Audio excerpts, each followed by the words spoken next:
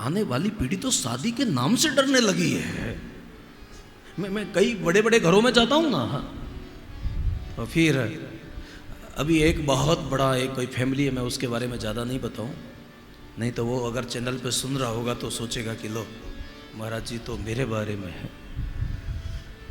उनके पास में बहुत ज़्यादा संपदा है, लेकिन उसके परिवार की जो स्थिति है ना,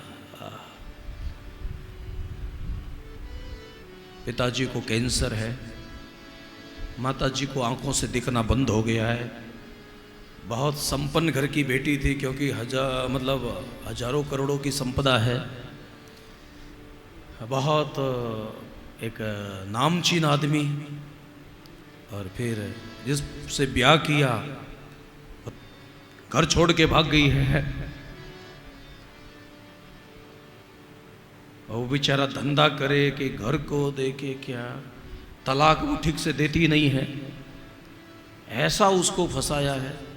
अब बेचारा वो ये सोचता है कि महाराज भगवान की कृपा से विवाह तो करूंगा, लेकिन शहर की बच्ची से नहीं करूंगा, ज़्यादा पढ़ी लिखी से नहीं करूंगा, मुझे गांवों की कोई एक छोटे से कस्बे से कोई बच्ची मिले और ये झंझट एक बार पार हो जाए। उसने जो उसको सिखाया साहब, लोग कितने चतुर हो गए हैं, क्या चालाकियां करते हैं साहब, ऐसे फंसाते हैं सामने वाले को कि बेचारा वो समझ ही नहीं पाता है। और आजकल ये मोबाइल जो आया है ना, तुम्हें उकसा कर क्या क्या बोलवा दिया जाता है, और वो सब रिकॉर्ड हो जाता है, और फिर वही सबूत बन जाता है। क्या चालाकियां बढ़ गई हैं। अब इसको आप प्रगति कहोगे कि पतन कहोगे? इसलिए पतन को प्रगति मत समझना।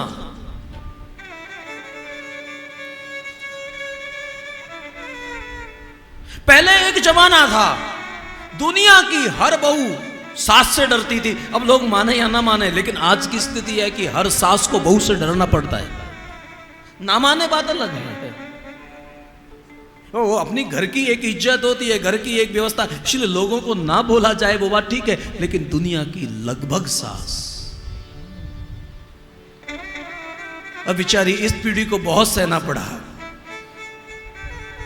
जब ये बहू बन के आई तो सास का जमाना था, शासन सास का चलता था। तब इसने जो मेहनत की, कोई बात नहीं, कभी हमारा भी समय आएगा। और वो सास चली गई, और भगवान की कृपा हुई जब ये सास बनी। तो जब ये बहू थी तब सास का जमाना था, और ये जब सास बनी तो बहू का जमाना है।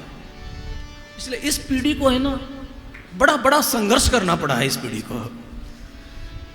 इसलिए इस पीढ़ी ने भजन भी खूब किया है। भगवान एक आधार वही, शांति वही मिलती है कि बस अब भगवान का भजन करो और कहीं शांति नहीं। दुनिया ने जो अनुभव उसको कराया है ना, दुनिया के लोगों ने इतना तपा दिया उसको, लेकिन फिर भी बेचारी का स्वभाव काम करने का हो गया है। भले ही घर वाले बच्चे लाख मना करें, लेकिन फिर भी माता जी को बैठा नहीं रहा जाता है। और जब तक कोई भी काम दिखता है ना, तब तक वो बैठ नहीं पाती है। अरे माँ वो सुबह आएगी, ठीक है, वो पार्टी में गई है, थोड़ा लेट हो गई है, उसका फोन आया है। अब अरे बेटा रसोई में झूठे बर्तन नहीं छोड़ते, एक भी अगर कटोरी भी झूठी है तो उसको कल नहीं पड़ती है बेचारी को, उसका संस्कार वैसा है। और बहू वही चाहती है, बहू समझता पढ़ी लिखी है, बहू बहुत पढ़ी लिखी हो गई है। इसलिए कभी कभी कई लोग सोचते हैं कि हमने बच्चों को ज्यादा पढ़ा के कहीं गलती तो नहीं कर दी। कभी कभी ऐसा लग रहा है लोगों को। वो एक है, वो भी अमेरिका चला गया, वहां जाकर उसने लव मैरिज कर ली। यहाँ बाबूजी का शरीर पूरा हुआ, वो तो आने के रुचि नहीं रखती है तो यही इंडिया की, लेकिन उसके अपने मिजाज हैं, अपना धर्म है, अपना मजहब है। अब ये बेचारे शुद्ध भगवत भजन करने वाले लोग, लेकिन किसके पाले में पड़ गए, और फिर उसके ऊपर दबाव बनाया जाता है, और वो भी फिर धीरे धीरे ऐसा उसका स्वभाव हो जाता है। बेचारी बूढ़ी माँ को कहता है कि माँ अब थोड़ा अच्छा नहीं लगता है। वहाँ हमारा बहुत बड़ा घर है, मैं भी कमाता हूँ, वो भी कमाती है, तो आप एक काम करो ना, हमारे साथ ही चलो। और अब इस घर का यहाँ क्या करेंगे, इसको हम बेच देते हैं। और ये सब कुछ माता जी से साइन करा के वो घर बेच देता है। और बेचारी माँ इतनी भोली होती है ना, उसके दिमाग में ये सब प्लान कोई आता भी नहीं है कि ये इतना बदल गया होगा। और फिर घर भी बिक जाता है, दूसरे के नाम रजिस्ट्री भी हो जाती है, वो तारीख भी आ जाती है। जब उसको विदेश जाना होता है, वो एयरपोर्ट भी पहुंच जाते हैं। और माँ बेचारी एयरपोर्ट पर कई घंटे से इंतज़ार करती है और बार बार उन लोगों से पूछती है कि भाई क्या हुआ, वो कोई फ्लाइट लेट है कि मेरा बेटा कहाँ गया। और तब जासूसी से पता चलता है, लोगों से पता चलने के बाद, कि उसका कोई टिकट नहीं था, उसको कहीं ले जाना नहीं था, वो सारी यहाँ की संपत्ति बेचकर पैसा बनाकर उसको वहाँ छोड़ के चला गया।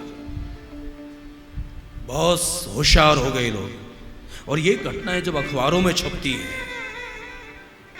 पहले लगता था, अभी मैं चेन्नई में था, अभी मात्र कुछ दिन पहले, तो मुझे वहाँ अग्रवाल समाज का वृद्ध आश्रम है, वहाँ जाने का मौका मिला।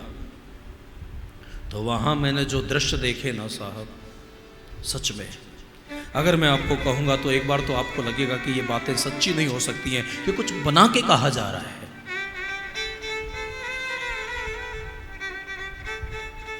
फिर वो बेचारी माँ रोती राते जाए तो कहाँ जाए। फिर वापस वो घर में आती है और वहाँ वो जिन्होंने घर खरीदा था ना, उनका गृह प्रवेश का कार्यक्रम चलता है। और फिर वो माँ बेचारी रोती रोती कहती है, अब मेरा कोई नहीं बचा, मैं कहाँ जाऊँ।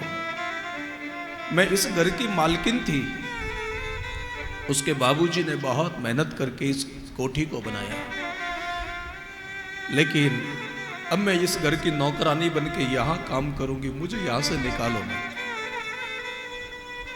लेकिन सामने वाला जिसने घर खरीदा था वो अच्छा इंसान था।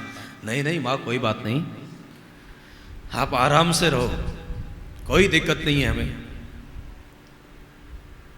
और फिर उसके रिश्तेदार आते हैं, उसको समझाते हैं, फिर भी माँ की ममता देखो। कोई कहता है कि यहां रहने से अब क्या फायदा, हो सकता है वो कभी आएगा तो अपने पुराने घर को देखने के लिए आएगा ना, तो इस बहाने से उसको मिलने को मिलेगा। याद रखना, माँ बूढ़ी होती है लेकिन उसकी ममता जवान होती है। ये जो माँ की ममता हो, इसलिए बच्चों को ऐसा लगता है कि क्या माताजी खाली खाली बोलती रहती है। मेरे भाई बहन, आप कुछ भी करना, माँ को दुख मत देना।